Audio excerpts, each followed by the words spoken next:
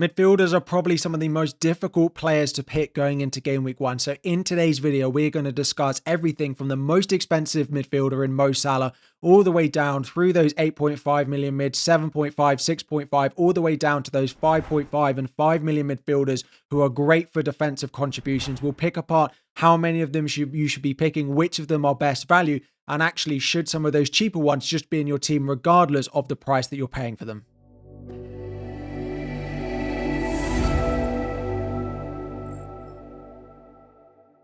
What is up everyone, FPL Harry here and welcome back to another video. In today's we're going and having a look at the best midfielders. Before we dive in, 2,000 likes is the aim and subscribe if you are new around here as well. All the data continues to be taken from the incredible Fantasy Football Scout members area. I use it, my data tables, the fixture tickers, the projected points as well, all very helpful because when we get to the end of this video and look at those cheaper midfielders and you try and pull them apart, it feels an impossible task. I have a graphic later on with 16 of the cheap midfielders in, and I've done my best to pick out my top 2 or 3 for you, and we'll hopefully discuss lots of those. But to do it, I need the support of the Scout members area. I cannot tell you enough this preseason with the bigger pool of players that we've got, how useful it's been, and they're currently offering 47% off still.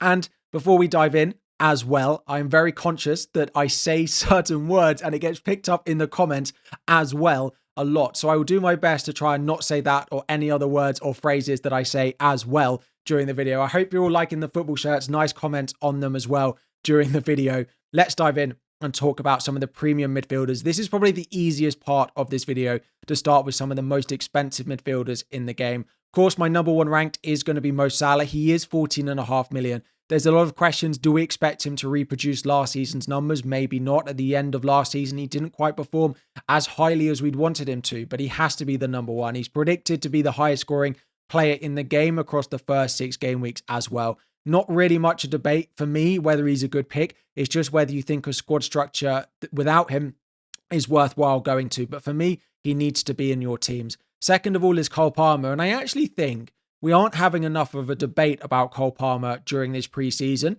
At the end of last season, I think loads of us just thought, well, we don't need to own him. He finished the end of last season really well, and they're not going to give him a price drop, so he's going to be overpriced. And now he's in over 50% of teams, including my draft as well. And if you actually take the sort of form he showed in terms of scoring goals at the end of last season, I do think there is a little bit of debate to have about Cole Palmer. However, when you look at someone like a Bukayo Saka in at a similar price, he might be injured. The reliability in terms of penalties and goal scoring ability from last year isn't as good as maybe someone like Palmer is. And if you're not going with an Erling Haaland, it does allow money for that. Plus, with the Chelsea fixtures we've got, he is the most reliable part of that Chelsea attack. Not having someone like a João Pedro, knowing if he's nailed or not really having another attacking option, unless you take a punt on someone like an Enzo Fernandez, a João Pedro who I've mentioned, or someone like a Pedro Neto as well, means that Cole Palmer just feels the safest and most reliable Chelsea player with the fixtures that they've got. I don't think he is by any means 50% essential, and actually based off the end of last season, I'm quite surprised to see him so highly owned, but I do think he is a good pick. Number 3 is Bruno Fernandes, and I've actually gone to put him above Wirtz, Liverpool's new signing. 9 million for Bruno. His defensive contribution numbers were much better than I ever expected him to. 11 defensive contributions per 90 last year, playing some games in the front 3, some games in the midfield 2 as well.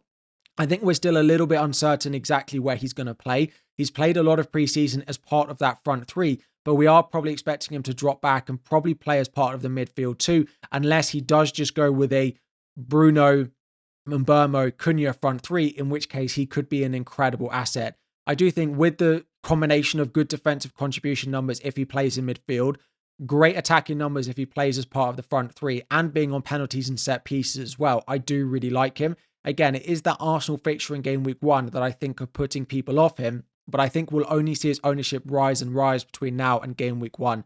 I do think he is a better pick than Wirtz, but at game week 1, 0.5 million can go an awful long way.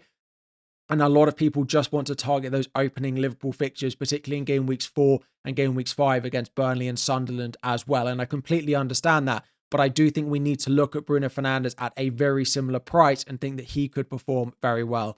Now, number 5 is our first slightly cheaper option than Morgan Rogers. I'm a big fan of him. I think at 7 million, he's a great option. Without Rashford and Asensio there, he's going to play more minutes. He's going to play more minutes central, where he's likely to pick up more returns as well. Now, there is a slight doubt about Ollie Watkins' future. He is being linked to a move to Manchester United, which would potentially dampen the output on their overall ability to score goals. But at that price, I do like Rodgers, despite the fact that his data is worse than most players on this list, because his price and those opening fixtures look great. Bukayo Saka, I don't mind at 10 million, but I do think the others are above him in terms of what I would go with in terms of game week 1 pick.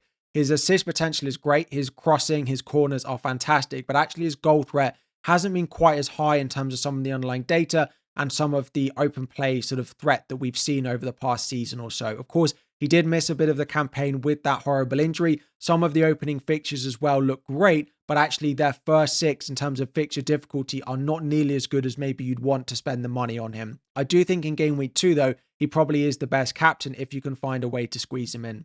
Number 7 is going to be Eze. Now, he is linked with a little bit of a move to Arsenal, so be a little bit cautious if you're going with him.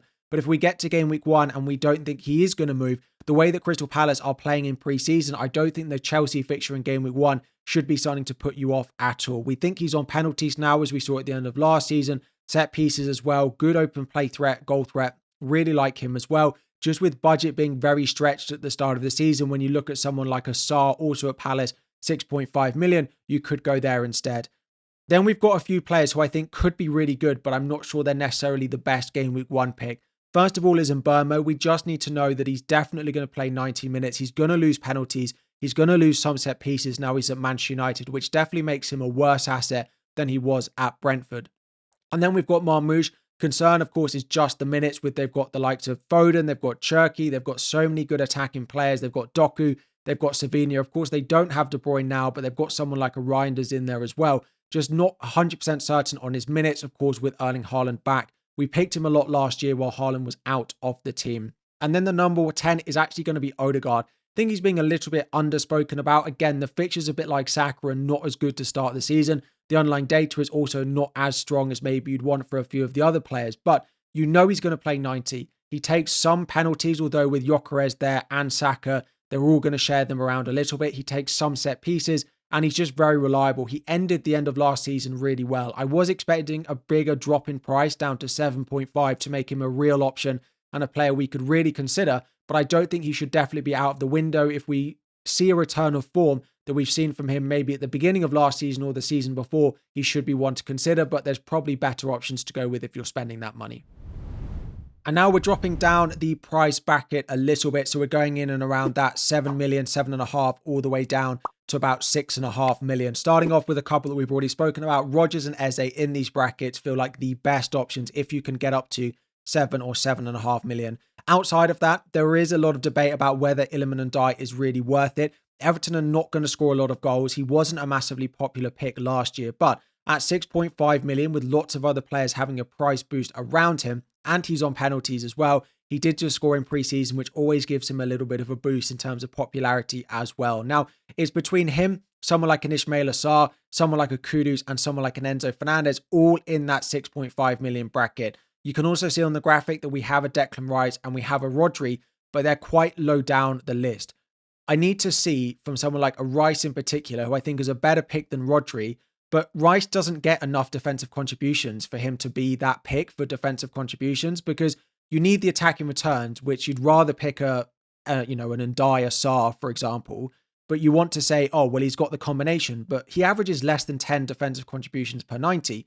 But then you look at someone like a Rodri, and he doesn't get nearly enough attacking returns to go and spend that money on him. So I don't dislike Rice and I don't dislike Rodri, but I don't think they're good enough game week 1 picks, because Rice's attacking threat is good, but his defensive contribution numbers are not good enough to really push the boat and make him so much of a better pick than he was last year. And Rodri, his defensive contribution numbers are fantastic, but his attacking return data isn't good enough for me to be spending that money. You can get a defensive contribution beast for 5.5 million. You can get a good attacking defensive contribution combination that Declan Rice is for 5.5 million. So if I'm spending 6.5, it probably is Enzo, Kudus, Sarr, or Ndiaye.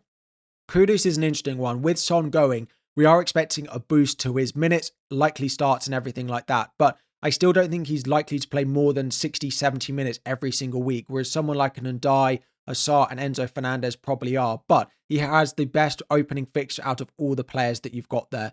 Enzo Fernandez, let's see in preseason with Chelsea returning to preseason training on Monday, exactly what role he plays. Because if he continues in that sort of number 10, I think he's one that we can absolutely go and consider.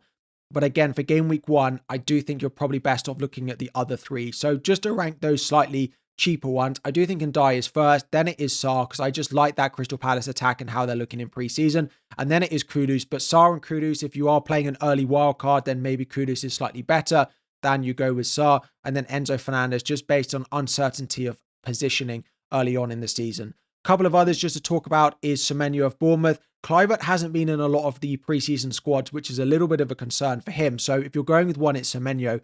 Liverpool in game week 1 is putting a lot of people off. And we've seen them in recent games just struggle to finish. Evan Nilsson missed a big chance. Semenyo has done it as well, which does lower his ability. I just think the 6.5s are basically equally as appealing to Semenyo, and he's just 0.5 more expensive. And then you have Gakpo, 7.5. Now, without Luis Diaz, he should look nailed.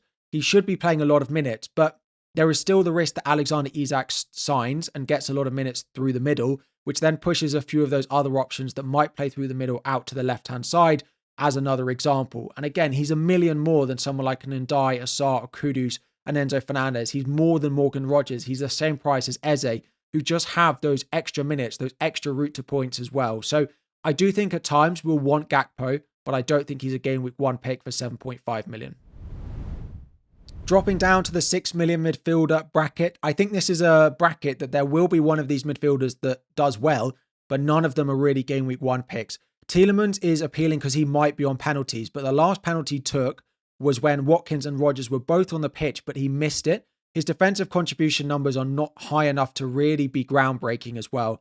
McNeil, I'd prefer Ndai for the 0.5 more given you get penalties. His underlying data is pretty good on some set pieces. He hasn't had the best injury record though. Paqueta's history in that West Ham team has not been great. He's never been really a consistent FPL asset. At 6 million though, with the opening run of fixtures, he's playing a lot of minutes in pre-season, of course being cleared of all charges. He's probably my favourite of all the ones we've got on the list as a bit of a cheaper option to someone like a Jared Bowen, of course, now a forward as well. Then you've got Damsgaard and you've got Minte as well. I just don't really love them enough. I think you get so much more for 6.5, and even the 5.5 million mids are just safer for a cheaper price. I think one of these, my bet is Paqueta, excuse the pun. My prediction is Paqueta will be the best option early on in the season and would be the one if I had to pick, but I don't think they're probably worth it. I just know a lot of you have asked, particularly about the likes of Tielemans and Paqueta to discuss for game week 1.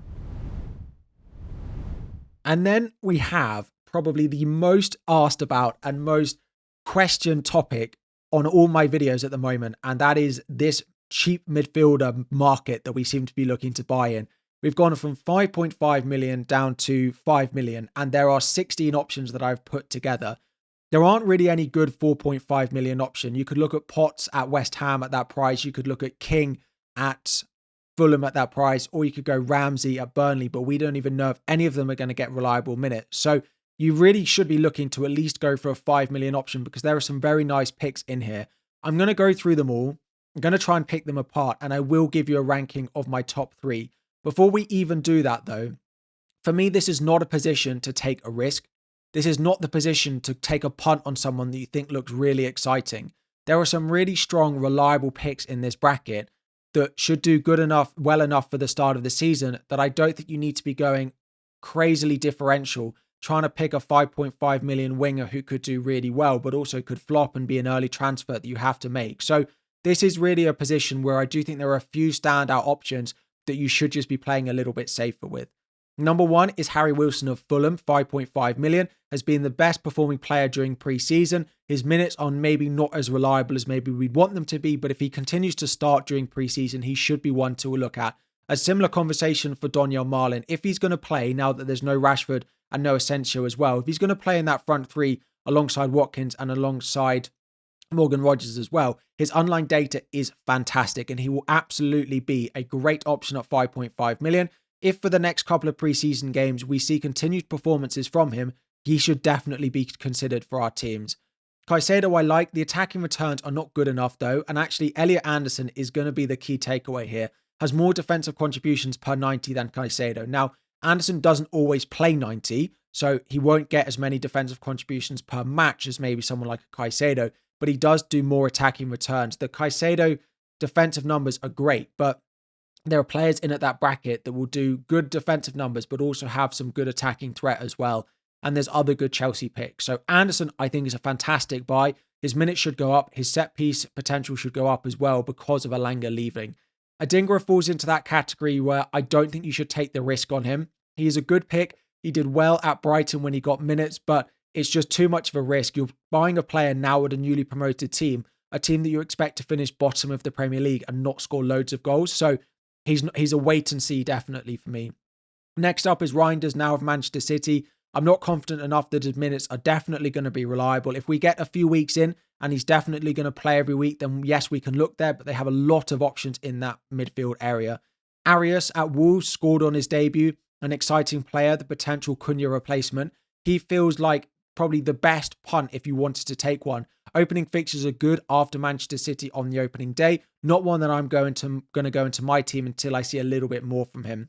Paulinho, now signed for his Spurs, is going to be very similar to Caicedo, expecting huge defensive contribution numbers that will make the Spurs defense even better if you're considering someone like a Van de Ven, but probably not a game week 1 pick for me. Tonali starts to be a sort of less good version of someone like an Anderson. His goal threat is slightly better. His defensive contribution numbers are slightly less. Probably would go with Anderson based off the form that we've seen from Newcastle in pre-season, but I do quite like him. Belieber, he gets better attacking numbers. Defensive contribution data is good as well. But again, I'm just not sure he's going to get enough attacking returns on top of the defensive contribution numbers to actually make you want to play him. An interesting one is Salah at Spurs at just 5 million. I'm expecting Paulinho to be 5.5, and I think it will push Salah further up the pitch. And I think he will do well for it. And he could be one. But again, he feels too much of a risk and too much of a wait and see for me. Dewsbury Hall has just signed for Everton. We've had the here we go. Could be one to look at. Expecting him to play far forward and actually might be the best 5 million option as long as he gets minutes before the start of the season. Christie's defensive contribution numbers are crazy good. Whilst Lewis Cook is out, his minutes look very reliable. But once Cook does come back, Christie's minutes will drop quite considerably.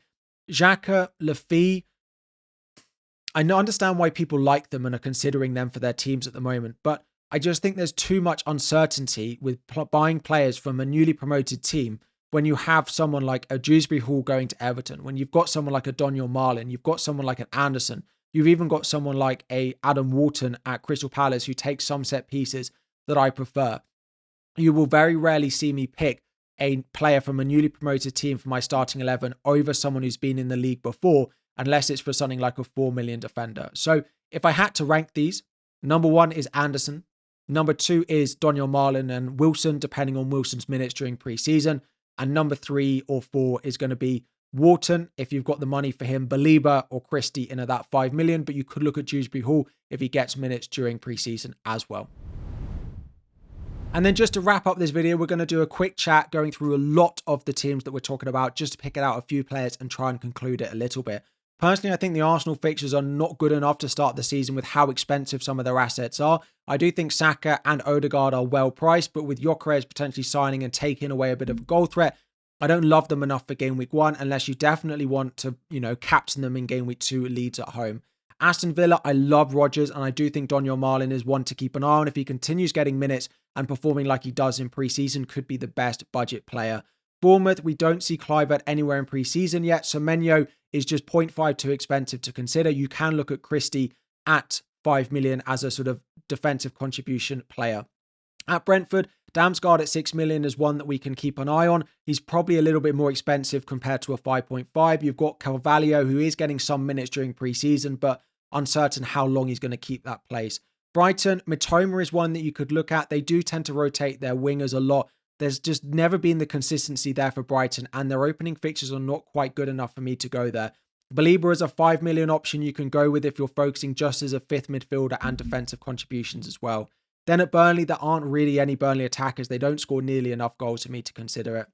Cole Palmer, at Chelsea is definitely the best one to consider. You can, of course, have a look at a punt on someone like a Pedro Neto or on an Enzo Fernandez, who's probably my second best favourite, but I do think Cole Palmer is just the safest way for minutes and positioning.